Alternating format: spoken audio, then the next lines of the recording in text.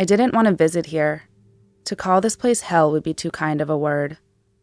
This place of mass murder, of hopeful extinction, of intentional suffocation. If the trees could talk, they would tell you what they saw.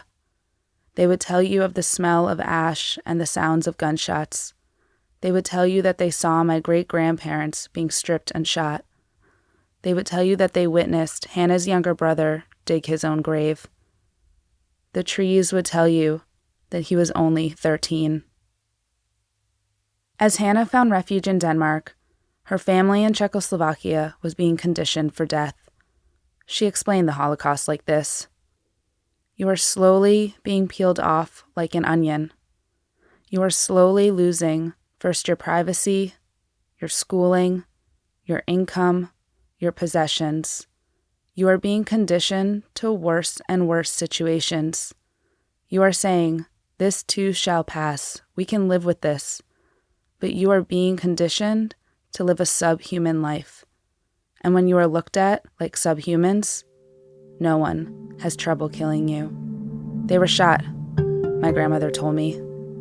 In Sobibor, they had these trenches that they had to dig. They were undressed and they were shot. But maybe it is so that if they were shot 48 hours after they arrived, they saved themselves a lot of suffering.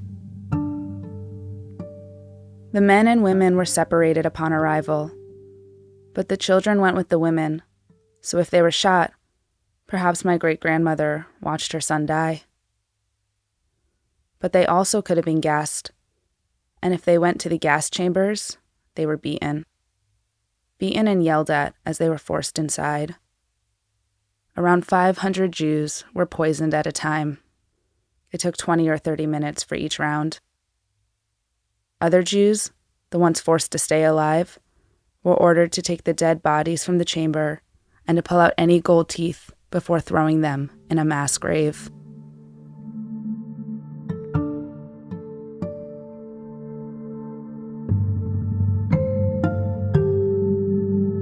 For a Nazi extermination camp, Sobibor only functioned for a short time.